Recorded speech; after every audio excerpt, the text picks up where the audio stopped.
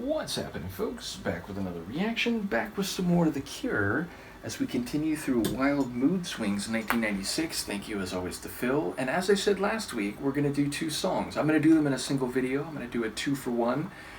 And the first track is Mint Car, which I feel like I have at least some idea of what that might mean, though no doubt only in a narrow sense, and there will be much more involved.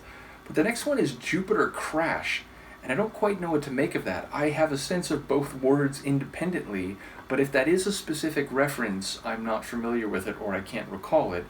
So to start with Mint Car, mint in that context typically means in absolute new, perfect condition. It has not been tainted or in any way diminished through handling or prior ownership.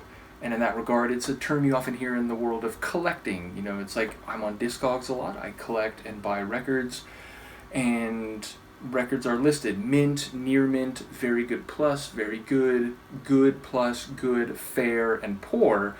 And so for something to be mint, it means not just that it's quite new, it's only been owned by one or two people and they didn't touch it much. It literally means brand new, untouched, unspoiled in any way. So a mint car would be one that is still at the dealer's lot, one that has not even really been driven at all. Now, you can test drive a car, and I think technically it would still apply as mint, but the point is, it's about condition and the pristine quality of that condition.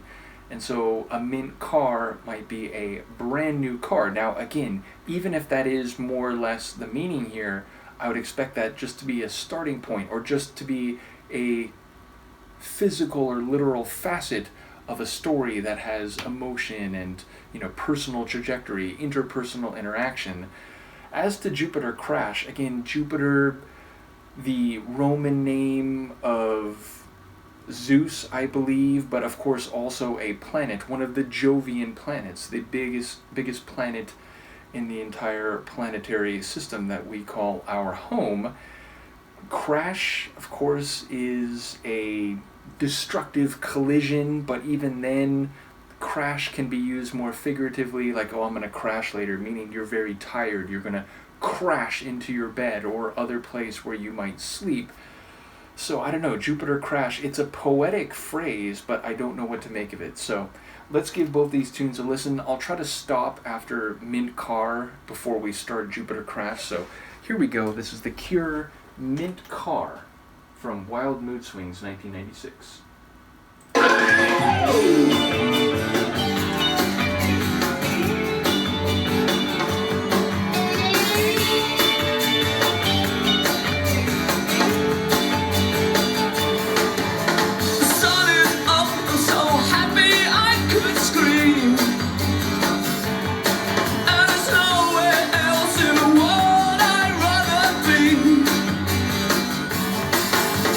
Here with you, it's perfect. It's all I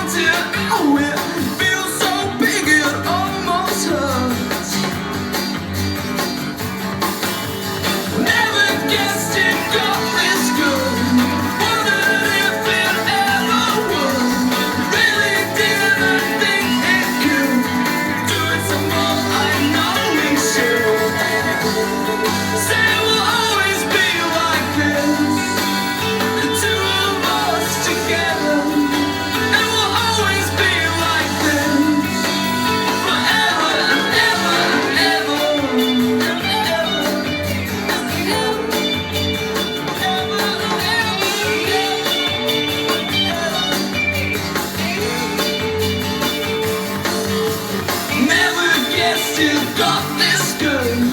Wondered if it ever would. Really didn't think it could. Do it all the time, I know that we should.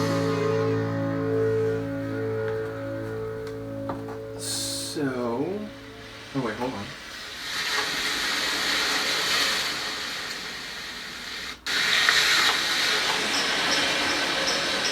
You can definitely hear the track break there. But yeah, I don't know if that was the C or like, the sound of car wheels. But actually, I don't think that's a literal meaning. And in fact, it almost makes me like second guess. Did I like read the title right? Because I feel like that was, if anything, yeah, mint car. So what I got from that was maybe more that this is all metaphor, and the same way that like when you get a brand new car, it's exciting, it's new, it seems perfect, it's pristine, it's got that new car smell, it's got very few if any miles on it, and it's just the greatest thing. And he's saying that today the sun's shining bright and I feel so good, I feel like bursting or shouting out, and God, everything is exactly as I would ever want it to be, and God, I hope it can be this way always. And it's like everything is just exactly, and I think there's a line almost where he's like, can pinch me, like, is this real? Which, again, the idea that when something seems so perfect, you must be dreaming, so pinch me so I can wake up and, course correct if this is not actually happening. But I think, if I'm hearing it right, it's more or less a metaphor for this relationship, and maybe even specifically, like, for them having made love or something, but it definitely feels like it's a figurative expression of that excitement and maybe even infatuation when, it's like the other person seems perfect, and it's like, this is like, oh my God, this is what I've always been waiting for. This is exactly what I would have envisioned. And it almost, maybe because of The Cure's larger catalog, and in that regard I was thinking like, how different from something like the album Pornography is this song? But thinking that like, on a longer timeline, the narrative or the narrator here is likely to be let down. He's likely to sound more like, Pictures of You or something, like, oh man, it was so great back then, and now, like, is it even real when I look at it? Like, we're so far away from that. So it feels like this is rewound to a time when everything seems awesome and great and perfect, and he can't believe it, and he just wants to burst because he's so happy.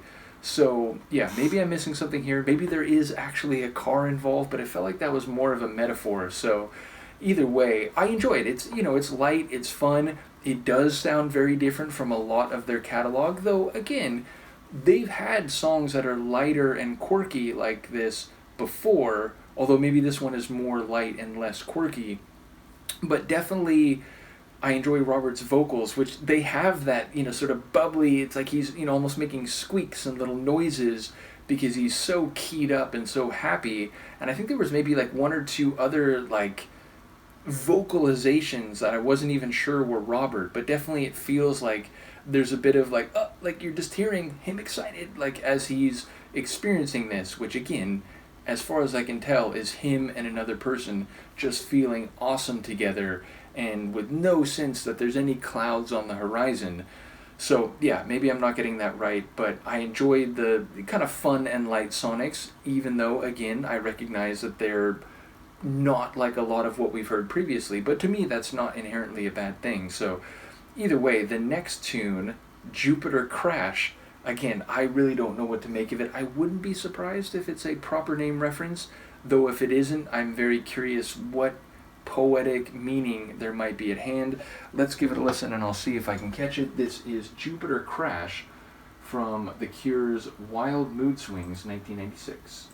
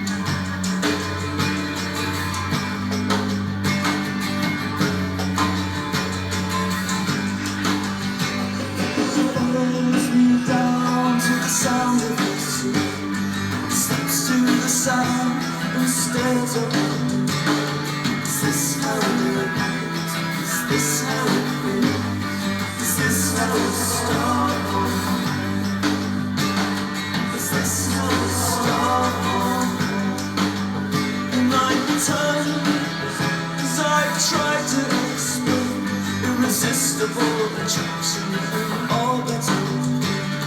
Or maybe it's more like a moth to a flame. She rushes by the race of his smile.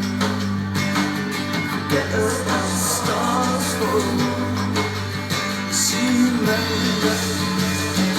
Meanwhile, millions of miles away, the incoming comet rushes Jupiter's stars, disappears away to bury the trash.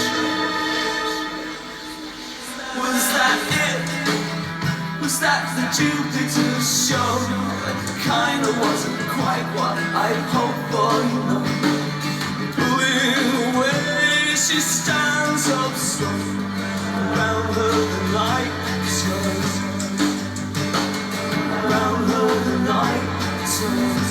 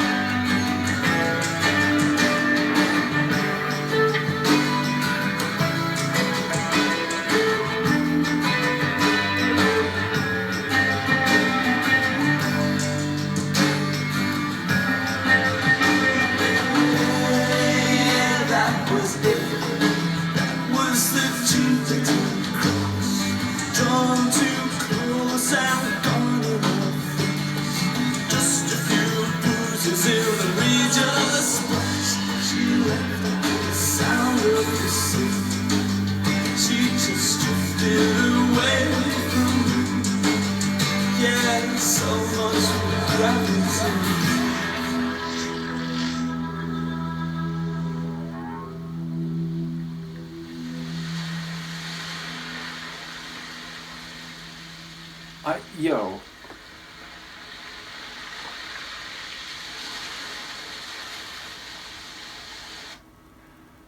I still want to know what that is. Is that the sea? Is that like the surf very softly?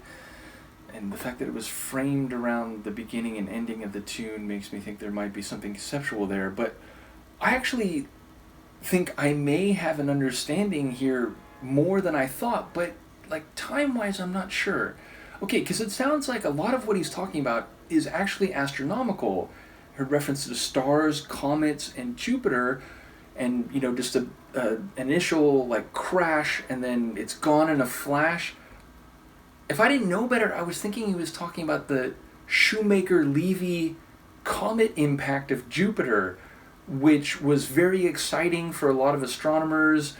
A comet basically was torn apart by the gravitational tides of Jupiter, which are, the biggest in the galaxy outside of the sun itself. In the galaxy, whoa, don't get excited there. In the solar system outside of the sun itself. And then those, I think, 9 fragments impacted Jupiter, but it's a gas giant, there's no solid surface. So the cometary fragments plummeted into the gases to the point where they got superheated and they eventually exploded beneath the visible surface as we see it, and that led to big flashes of light where it was again, these fragments were exploded essentially. But I thought that was 98 or 99 or something like that. Was that really 96? If it was 96, I feel like that's likely to be the meaning, though even then I would expect it to be figurative. But he's saying he wasn't even looking at the stars, because again, for that brief moment in time, it was more interesting than looking at the stars, because it's something in our, solar neighborhood, not something very, very far away. And it was brief, it was ephemeral, just a quick flash and it's gone, but it was very exciting and visually interesting. And that could all be a metaphor for something that came and went, and it was very exciting, and it was a big flash, but poof, it was gone. And so it took your attention, it took your focus, and then it left you with what you were before, and maybe with this sense that, it was too short, it was too brief, it was too ephemeral. So I wouldn't be surprised if there is astronomical language happening here, comet, which is already a very visually arresting sight, to see this blazing comet as it is being literally like burned away by the heat of the inner solar system. But yeah, I gotta look it up. I seriously have to see when the Shoemaker-Levy comet was, because if I'm okay, so Shoemaker-Levy 9, 92 to 94. So this has to be it. I thought it was later in the 90s. I'm so annoyed that I didn't think of that possibility, because Jupiter crash, I would have had a sense, oh wait, maybe this is when that comet and its fragments as it was torn apart impacted Jupiter. Damn. Well, at least I feel like I did figure it out along the way. And, a little bit of astronomical knowledge can do you well in a 80s/90s deep dive of The Cure. So shout out to Robert for using something that was not related to emotion and feeling, or at least not in an interpersonal sense. Obviously scientists and maybe some of the lay public would have been excited. Admittedly, me in 94, I wasn't so much focused on astronomy as I am now, because I had not yet seen Carl Sagan's Cosmos, or at least if I did see it when I was a kid, I didn't really remember it at that point. It wasn't until years later when I saw it and became much more interested in astronomy and planetary science and so on. But yeah, that's really cool of Robert to use that. I still suspect that it is a vehicle here for an emotional and more terrestrial story. And again, the idea of something which was very exciting, very arresting, and yet which was over quick after a flash and boom, it's gone. I feel like there's probably some figurative meaning there. But that was awesome and unexpected. Sonically, less bright than the Mint car. Definitely more sort of, slow and... what's the right word? Not moody. I wouldn't call it moody, but it definitely had a less bright tone to it than Mint car. And it felt a bit more in the wheelhouses, plural, of The Cure, and less bright and a bit zany. So yeah, and definitely a bit slower in the pace as well. So yeah, a really interesting one. If I'm hearing, or if I heard that right in terms of the lyrics, I really think that's a cool bit of songwriting. So let me know what you think about these two tunes, and I will see you next time. Peace.